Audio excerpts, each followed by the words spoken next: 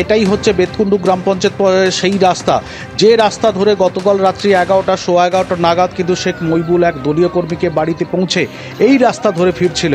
Camera person রঞ্জনকে দেখাতে বলবো, ঠিক এই জায়গাটাতেই তার কিন্তু বাইককে আটকানো হয় এবং বাইককে আটকানো হওয়ার পর কিন্তু প্রথমে বচসা করা হয় এবং তাকে মারধর করা হয়। তারপর রীতিমতো তাকে ধারালো অস্ত্র দিয়ে কোপানো শুরু হয় এবং সেই সময় মইবুল কিন্তু ছুটে পালিয়ে যাওয়ার চেষ্টা করে, কিন্তু তার শারীরিক অবস্থা আশঙ্কাজনক হওয়ায় তিনি পালিয়ে যেতে পারেনি। এই যে পাশের ডোবা, এই জায়গাটাতে সে কিন্তু পড়ে যায় এবং সেখানেই কিন্তু সে বেশ কিছুক্ষণ সময়, দীর্ঘক্ষণ সময় ধরে সে কিন্তু অচৈতন্য অবস্থাতে পড়েছিল।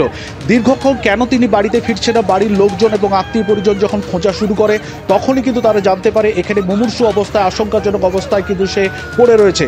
এখান থেকে উদ্ধার করে তাকে প্রথমে স্থানীয় যে মহিষাদল ব্লক প্রাথমিক স্বাস্থ্যকেন্দ্র সেখানে নিয়ে যাওয়া হয়।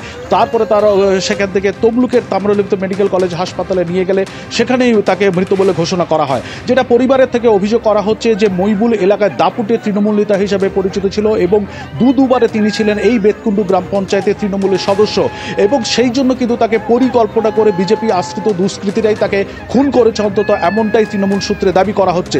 যদিও বিজেপির তরফ থেকে সেই অভিযোগ অস্বীকার করা হচ্ছে। বিজেপির বক্তব্য যে মইবুল বেশ কিছুদিন ধরে তৃণমূলে নিষ্ক্রিয় ছিল, এটা তৃণমূলের আদি বনাম কিন্তু নব্য লড়াই এবং তার ফলেই মইবুলের প্রাণ চলে গেল।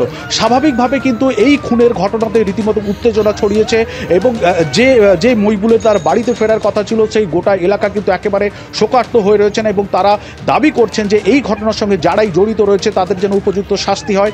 ইতিমধ্যে যেটা আমরা জানতে পারছি যে 5 জনকে কিন্তু আটক করা হয়েছে, তার মধ্যে বেশ কয়েকজন তৃণমূলের স্থানীয় নেতা কর্মীরাও রয়েছে। ঘটনাটা যারা ঘটিয়েছে তাদের অনেক ডকুমেন্টস প্রশাসন পেয়েছে, মোটরসাইকেলটাকে ফেলে রেখে দিয়ে গেছে।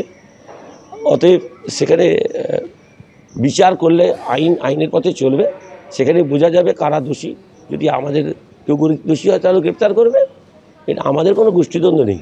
আমাদের দুর্ভাগ্য পশ্চিমবাংলায় তৃণমূল যে ধরনের রাজনীতি কায়েম করেছে এবং তাদের গোষ্ঠীদ্বন্দ্ব যে জায়গায় গেছে সেখানে এই ধরনের অনভিপ্রেত ঘটনা ঘটে যাচ্ছে। এই ধরনের মৃত্যু দুর্ভাগ্যজনক, দুঃখজনক। আমরা চাই পশ্চিমবাংলায় যেন একটাও প্রাণ এইভাবে না হানি ঘটে।